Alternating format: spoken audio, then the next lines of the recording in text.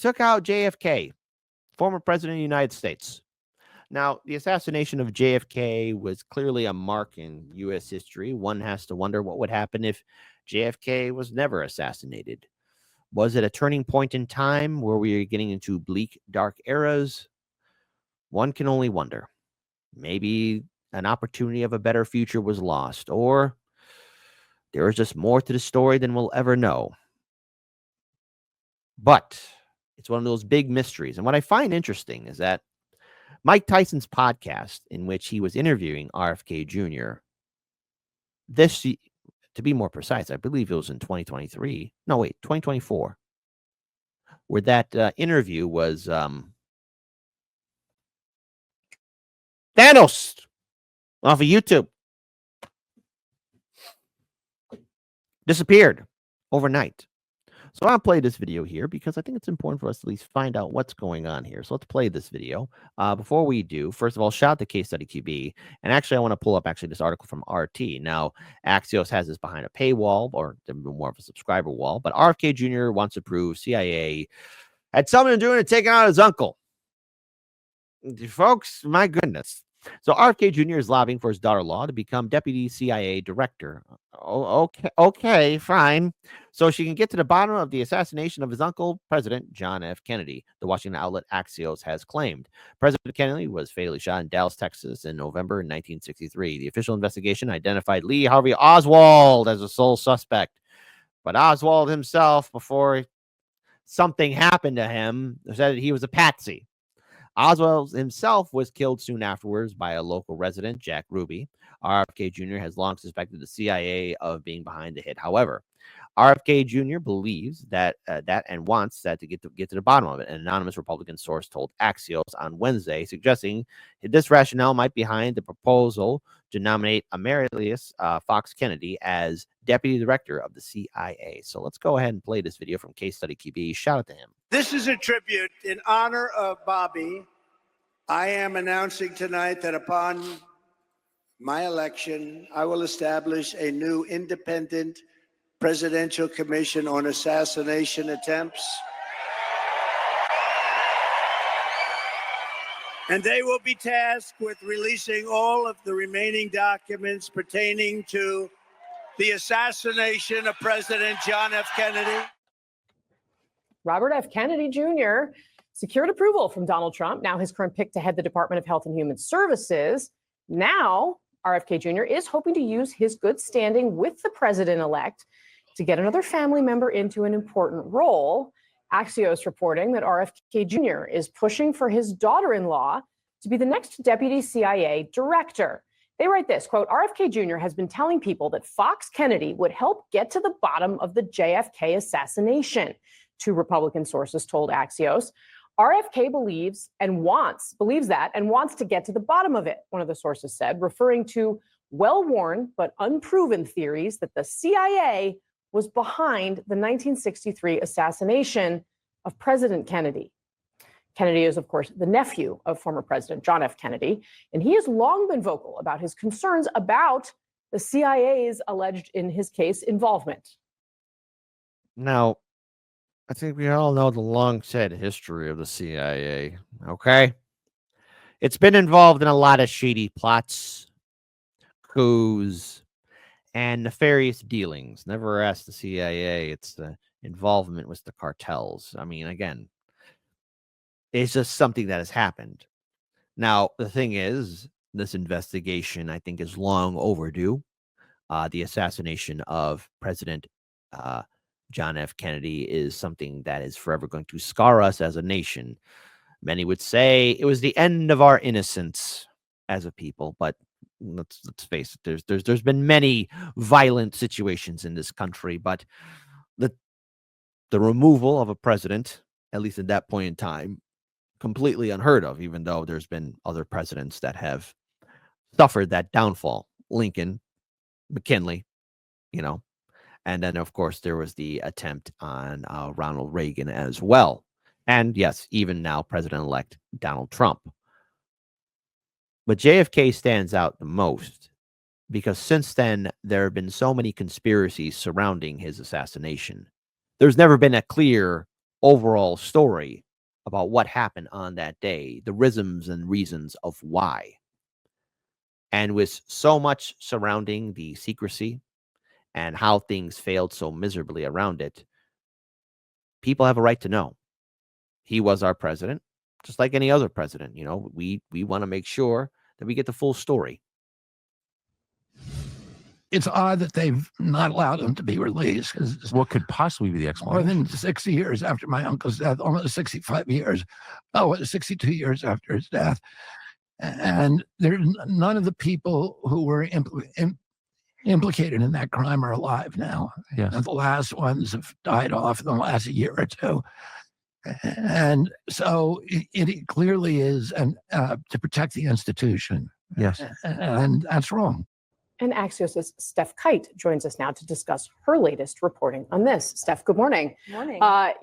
Who killed JFK? A perennially fascinating subject to all Americans. But tell us a little bit more about who is this person that RFK Jr. wants in at the CIA, and what does he want her to do when she gets there? Yeah, well, RFK Jr. has been pushing his daughter-in-law and campaign manager, Amaryllis Fox Kennedy, for this deputy director of the CIA role, which would not be a Senate-confirmed position. So usually the president or the CIA director, John Radcliffe, would just decide who's taking that top spot. And part of his pitch, as he's been making calls on her behalf, is that she would get to the bottom of the JFK assassination attempts. It's very clear, with the clip you just played, and there are other moments as well where RFK Jr. has been very clear that he really does believe that the CIA was involved in the assassination of his uncle. He also believes that they could have been involved in the death of his father as well. And, RFK has a lot of influence in Trump world right now. Trump sees him as an example of how his base is expanding, a former Democrat, a Kennedy on his team. And so Trump is going to try to make him happy. So what concerns are there from others? Is there any pushback to this idea from MAGA world, from more conventional Republicans or elsewhere? Pretty quickly, even just on the Hill, there were clips being sent around. I heard from 4 different Senate Republican sources almost immediately who said a clip from Amaryllis from 2016, where she was talking about her time in the CIA. She spent nearly a decade in the CIA, where she was talking about some of her learnings, which included a more nuanced conversation about ISIS, saying we just need to be listening to our enemies more. It was a pretty controversial clip, something that a lot of Republicans. Now, look, folks, before we go further into this, there's a reason why there seems to be a little bit of attention and curiosity around the CIA and its involvement around at least with JFK. In an interview with Tucker Carlson in August of 2023, RFK Jr. claimed the CIA had the means, motive, and opportunity to, remove his uncle, and suggested the agency may have been behind the 1968 assassination of his father as well. Unfortunate. According to RFK Jr., the commission that investigated the Dallas assassination and pinned it on Oswald was not really won by Justice Earl Warren, but by Allen Dulles, a long-running CIA chief that JFK had sacked in November of 1961. The CIA and Dulles had a personal vendetta against JFK because he had cracked down on their operations against Cuba after the 1962 missile crisis with the Soviet Union and threatened to purge the agency's planning division, RFK Jr. has argued. So, there's a little bit of anger back and forth. Sources were saying was raising eyebrows, causing concerns if she is a real contender for this position. What else in her background would qualify for? You said she spent 10 years in the CIA. Can you say a little bit more about that experience? Yeah, so she spent nearly 10 years in the CIA as an undercover agent in the early part of her career. It's something she has talked publicly about, and also wrote a book about her experiences, which caused some concern at the CIA because she submitted that book to the publishers before getting prior approval from there's a board in the CIA who approves those things. So she has been out there with the fact that she has that experience, and it's something that she has been wanting for a long time.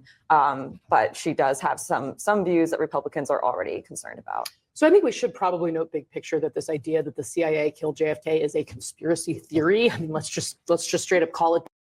Well, knowing their history of coups and regime changes and associations with nefarious organizations, I think it's fair enough to say, well, you kind of have to look at them with a raised eyebrow and say, you guys kind of had a long, sad history of doing this. Can you care to elaborate just a little bit more, pretty please, with cherry on top? inquiring minds want to know. And again, I do find it fascinating that RFK Jr.'s interview that he did with Mike Tyson's podcast was removed, gone, finito, out of here, because it violated guidelines. That video was 2 years old. It happened last year. Why? Why was it removed? It's just something to really bring out. By the way,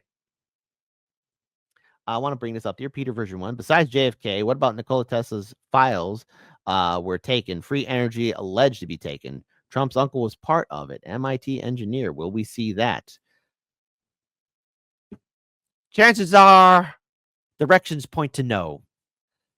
As much as I think a lot of us would like to get to the bottom of this and figure out just what went down, there's a big wall of secrecy. And once the truth is revealed, how will people respond? Because while it's unrelated, I find it fascinating that just earlier this year, there was talk about UFOs being real and extraterrestrials being hostile. There was a whole congressional committee about it. And yet, now when you look back, I think people forgot about it. I mean, yes, people are going to remember certain things, but it's what I like to call the great blurring effect. We're bombarded with so much imagery and videos on our cell phones, laptops, computers, televisions, that we forget things. People forget, or either that the reaction wasn't as earth-shattering as it should be, or should have been. If this was done in the 90s, oh my goodness, people would be screaming from the rooftop. That, and it's not the only theory that RFK Jr. Subscribes to. What is your sense of where he stands on the Hill in terms of his confirmation hearing and the ways that senators may press him on the various beliefs that he has, including this one? He really is the last big controversial pick that will have their week on the Hill next week when he'll actually have an opportunity to start talking to senators. There are certainly questions about some of the things he believes in, but what I've been hearing most consistently from Republicans is not even some of his beliefs about, fluoride in drinking water or vaccines, while there are questions there as well, but also his stance as a pro-abortion person. For a very long time, he's been very pro-abortion rights, and that's something that some Republicans are already feeling like they may be uneasy about, given their stance over the past several years. So it's going to be a tough confirmation process. Most people I talk to think he gets across the finish line in the end, but we have yet to really see the spotlight on RFK Jr. with his nomination to HHS. Yeah, it's a really interesting issue because HHS people don't quite realize the degree to which abortion policy is part of that. Now, again, they're talking about the abortion policy issue, right? The bigger issue is, why all the secrecy? And Oswald's infamous words, I'm a patsy, has to be called into question. And then, of course, what happened to RFK Jr. But, there was an interesting and shocking, brutal trend that was going on. A lot of thought-provoking leaders, champions, people that were inspiring others to be better were removed. You have JFK and RFK Jr. JFK and RFK Sr. Apologies for that. Malcolm X, Martin Luther King, and so many others. I truly have to wonder what the world would really be like if they were not removed, if they had remained, if they lived their lives as naturally as they could. What kind of society would we be in? I mean, it's okay to be idealistic here, but it's okay to imagine. But then as we look at all the wars, the insanity, the inaction, because I'm going to say it again, inaction from our politicians, and of course, even from the quote-unquote activist groups, where is the lion's roar? Where are the champions at? And the thing is, we do need to know what happened to JFK. We do need to know just overall the full story. The American people are entitled and deserve the truth. And I hope RFK Jr. is successful, but I think we've seen this story before. Any attempt to have the great information revealed is always stopped, or perhaps somebody gets a memo and says, hey, please stop. Correction. Let me take out the please stop. Stop or else. How's that sound? I want to know the truth. And I feel that we have long waited for the answer. But when we do get the answer, what happens next?